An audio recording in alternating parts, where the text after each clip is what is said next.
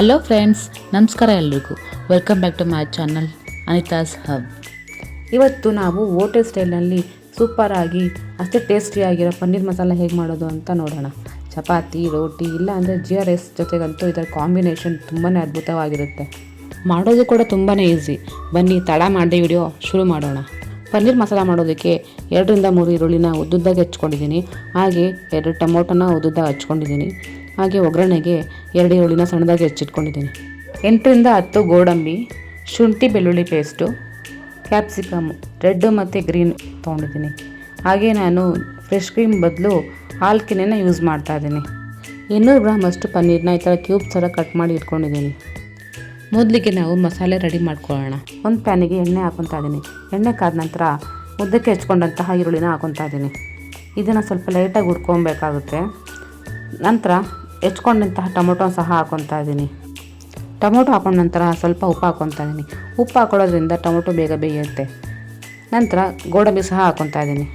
ಪನ್ನೀರ್ ಮಸಾಲೆಗೆ ಗೋಡಂಬಿ ಹಾಕೋದ್ರಿಂದ ರಿಚ್ ಆಗಿರುತ್ತೆ, ಹಾಗೆ ತುಂಬ ಟೇಸ್ಟಿಯಾಗಿರುತ್ತೆ. ಟೊಮೊಟೊ ಪೂರ್ತಿ ಮೆತ್ತಗಾಗೋವರೆಗೂ ಚೆನ್ನಾಗಿ ಉಟ್ಕೊಳ್ಳಿ.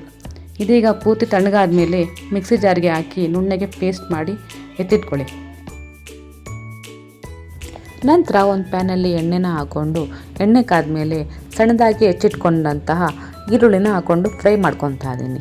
ಈರುಳ್ಳಿ ಫ್ರೈ ಆದಮೇಲೆ ಶುಂಠಿ ಬೆಳ್ಳುಳ್ಳಿ ಪೇಸ್ಟ್ನ ಹಾಕ್ಕೊತಾ ಇದ್ದೀನಿ. ಶುಂಠಿ ಬೆಳ್ಳುಳ್ಳಿ ಪೇಸ್ಟ್ನ ಹಸಿ ವಾಸನೆ ಹೋಗೋವರೆಗೂ ಫ್ರೈ ಮಾಡ್ಕೊಂಡ್ಮೇಲೆ ಕಟ್ ಮಾಡಿಟ್ಕೊಂಡಿರೋಂತಹ ಪನ್ನೀರನ್ನ ಮೊದಲಿಗೆ ಹಾಕ್ಕೊತಾ ಇದ್ದೀನಿ. ಇದ್ರ ಜೊತೆಗೆ ಧನಿಯಾ ಪುಡಿ, ಚಿಲ್ಲಿ ಪೌಡರು, ಅರಿಶಿನ, ಗರಂ ಮಸಾಲ ಇಷ್ಟು ಸಹ ಹಾಕ್ಕೊಂಡು ಪನ್ನೀರ್ ಜೊತೆ ಫ್ರೈ ಮಾಡ್ಕೊತೀನಿ.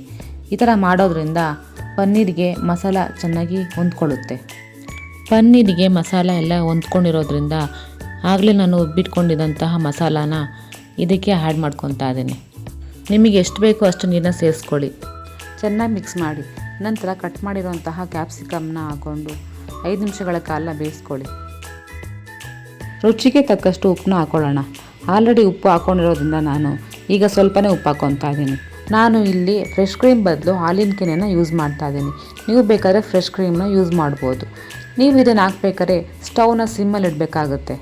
ಕೊನೆಯದಾಗಿ ಸ್ವಲ್ಪ ಕಸ್ತೂರಿ ಮೇಥಿನ ಕೈಯಲ್ಲಿ ಪುಡಿ ಮಾಡಿ ಹಾಕ್ತಾ ಇದ್ದೀನಿ. ಇದೇ ನಮಗೆ ರೆಸ್ಟೋರೆಂಟ್ ಸ್ಟೈಲ್ ಟೇಸ್ಟ್ ಕೊಡೋದು. ನೋಡಿದ್ರಲ್ಲ ಫ್ರೆಂಡ್ಸ್, ಎಷ್ಟು ಸುಲಭವಾಗಿ ರೆಸ್ಟೋರೆಂಟ್ ಥರನೇ ಪನ್ನೀರ್ ಮಸಾಲಾನ ಮನೆಯಲ್ಲೇ ಮಾಡ್ಬೋದು ಅಂತ. ನೀವು ಕೂಡ ಖಂಡಿತ ಟ್ರೈ ಮಾಡಿ. ಹೇಗೆ ಬಂತು ಅಂತ ಕಮೆಂಟ್ ಬಾಕ್ಸಲ್ಲಿ ತಿಳಿಸಿ. ಈ ವಿಡಿಯೋ ನಿಮಗೆ ಇಷ್ಟ ಆದರೆ ಲೈಕ್ ಮಾಡಿ, ನಿಮ್ಮ ಫ್ರೆಂಡ್ಸ್ ಜೊತೆ ಶೇರ್ ಮಾಡಿ. ಮರೆಯದೆ ನಮ್ಮ ಚಾನಲ್ನ ಸಬ್ಸ್ಕ್ರೈಬ್ ಮಾಡ್ಕೊಳ್ಳಿ. ಮುಂದಿನ ವಿಡಿಯೋದಲ್ಲಿ ಸಿಗೋಣ. Thank you. ಬಾಯ್.